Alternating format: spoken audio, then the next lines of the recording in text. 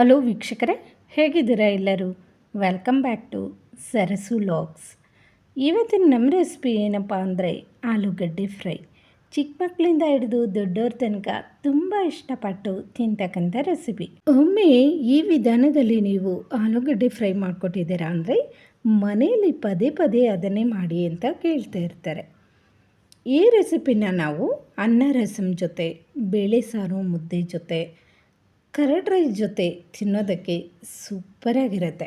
ಬನ್ನಿ ಇದನ್ನು ಯಾವ ರೀತಿ ಮಾಡ್ಕೊಳ್ಳೋದು ಅನ್ನೋದನ್ನು ನೋಡೋಣ. ಮೀಡಿಯಮ್ ಸೈಜ್ ಇರ್ತಕ್ಕಂಥ ಆಲೂಗಡ್ಡೆನ 4ರಿಂದ 5 ತಗೊಂಡಿದ್ದೀನಿ. ಮೊದಲಿಗೆ ಈ ಆಲೂಗಡ್ಡೆನ ತೊಳ್ಕೊಂಡು ನಂತರ ಸಿಪ್ಪೆನ ತೊಗೊತಾ ಇದ್ದೀನಿ. ಸಿಪ್ಪೆನ ತೆಗೆದು ಸ್ವಲ್ಪ ಹೋಳುಗಳನ್ನು ದೊಡ್ಡದಾಗಿ ಕಟ್ ಮಾಡ್ಕೊತಾ ಇದ್ದೀನಿ. ಒಂದು ಬಟ್ಲಲ್ಲಿ ಸ್ವಲ್ಪ ಉಪ್ಪನ್ನು ಸೇರಿಸ್ಕೊಂಡು ನೀರನ್ನು ಸೇರಿಸಿಟ್ಕೊಂಡಿದ್ದೀನಿ.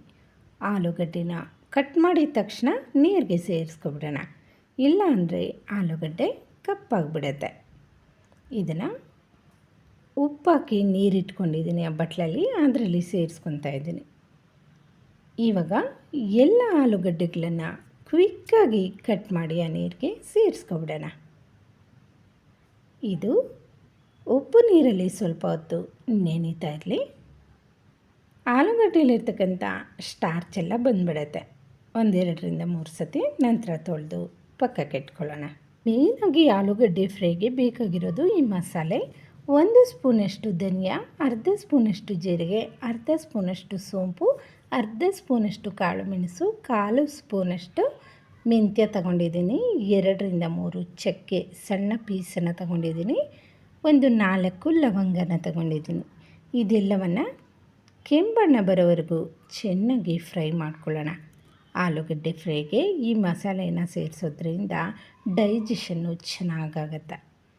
ಇವಾಗ ನಾವು ಹಬೆಯಲ್ಲಿ ಆಲೂಗಡ್ಡೆನ ಬೇಯಿಸ್ಕೊಳ್ಳೋಣ. ಇದನ್ನು ನೀರು ಸೇರಿಸಿ ಸಹ ಬೇಯಿಸ್ಕೋಬಹುದು. ಈಗ ಬೇಯಿಸಿದ್ರೆ ತುಂಬ ಬೇಗನೆ ಬೇಯುತ್ತೆ, ತುಂಬ ಚೆನ್ನಾಗಿರುತ್ತೆ, ಟೇಸ್ಟು ಡಿಫ್ರೆಂಟಾಗಿರುತ್ತೆ. ಅದನ್ನು ಹಬೆಯಲ್ಲಿ ಬೇಯಿಸೋಕ್ಕಿಟ್ಟು ನಾವು ಹುರಿದಿಟ್ಕೊಂಡಿರ್ತಕ್ಕಂಥ ಮಸಾಲೆಗಳನ್ನು ಇದರಲ್ಲಿ ಸೇರಿಸ್ಕೊಂಡು ಅದಕ್ಕೆ 2 ಸ್ಪೂನಷ್ಟು ಹುರಿಗಡಲೆ, ಸ್ವಲ್ಪ ಕರಿಬೇವಿನ ಸೊಪ್ಪು, ಖಾರಕ್ಕೆ ಅನುಗುಣವಾಗಿ ನಾನಿಲ್ಲಿ ಅಚ್ಚ ಖಾರದ ಪುಡಿನ ತಗೊತಾ ಇದ್ದೀನಿ.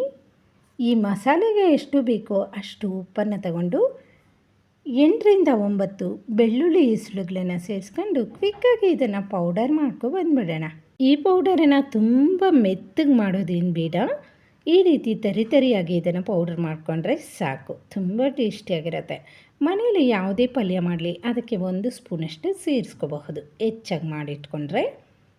ಇವಾಗ ಆಲೂಗಡ್ಡೆನೂ ಬೆಂದಿರುತ್ತೆ, ತುಂಬ ಬಿಸಿ ಇರೋದ್ರಿಂದ 1 ಸ್ಪೂನಿಂದ ಇದನ್ನು ಮುಟ್ಟಿ ನೋಡ್ತಾ ಇದ್ದೀನಿ. ಚೆನ್ನಾಗಿ ಬೆಂದಿದೆ. ಇದನ್ನು ಪಕ್ಕಕ್ಕೆ ಇಟ್ಕೊಳ್ಳೋಣ. ಇವಾಗ ಒಂದು ಕಡೆಯನ್ನು ಬಿಸಿ ಮಾಡಿಕೊಂಡು ಅದಕ್ಕೆ 3ರಿಂದ 4 ಸ್ಪೂನಷ್ಟು ಎಣ್ಣೆನ ಸೇರಿಸ್ಕೊಳ್ಳೋಣ. ಎಣ್ಣೆ ಚೆನ್ನಾಗಿ ಬಿಸಿ ಆದ ನಂತರ ಇದಕ್ಕೆ ಸಾಸಿವೆ ಜೀರಿಗೆನ ಸೇರಿಸ್ಕೊತಾ ಇದ್ದೀನಿ. ಸಾಸಿವೆ ಚಿಟಪಟ ಅಂದ ನಂತರ ಇದಕ್ಕೆ ಬೇಯಿಸಿಟ್ಕೊಂಡಿರ್ತಕ್ಕಂಥ ಆಲೂಗಡ್ಡೆನ ಸೇರಿಸ್ಕೊಂಡು ಚೆನ್ನಾಗಿ ಸ್ವಲ್ಪ ಹೊತ್ತು ಎಣ್ಣೆಯಲ್ಲಿ ಇದನ್ನು ಫ್ರೈ ಮಾಡ್ಕೊಳ್ಳೋಣ. ಹೀಗೆ ಮಾಡೋದ್ರಿಂದ ಟೇಸ್ಟು ತುಂಬ ಚೆನ್ನಾಗಿ ಬರುತ್ತೆ. ಇವಾಗ ಸ್ವಲ್ಪ ಉಪ್ಪನ್ನು ಸೇರಿಸ್ಕೊಳ್ಳೋಣ. ಆಲೂಗಡ್ಡೆಗೆ ಎಷ್ಟು ಬೇಕೋ ಅಷ್ಟು ಮಾತ್ರ ಸೇರಿಸ್ಕೋಬೇಕು. ಜೊತೆಗೆ ಒಂದು ಅರ್ಧ ಸ್ಪೂನಷ್ಟು ಅರಿಶಿನ ಪುಡಿಯನ್ನು ಸೇರಿಸ್ಕೊಳ್ಳೋಣ. ಇದೆಲ್ಲವನ್ನು ಇವಾಗ ಚೆನ್ನಾಗಿ ಮಿಕ್ಸ್ ಮಾಡ್ಕೊಳ್ಳೋಣ. ಎಣ್ಣೆಯಲ್ಲಿ ಸ್ವಲ್ಪ ಹೊತ್ತು ಫ್ರೈ ಮಾಡ್ಕೊಳ್ಳೋಣ ಆಲೂಗಡ್ಡೆನ, ತುಂಬ ರುಚಿಯಾಗಿರುತ್ತೆ. ಲಾಸ್ಟಲ್ಲಿ ಇದಕ್ಕೆ ನಾವು ಮಾಡಿಟ್ಕೊಂಡಿರ್ತಕ್ಕಂಥ ಮಸಾಲೆ ಪೌಡರನ್ನು ಸೇರಿಸ್ಕೊಬಿಡೋಣ. ಎಲ್ಲ ಮಸಾಲೆನ ಸೇರಿಸ್ಕೊತಾ ಇದ್ದೀನಿ.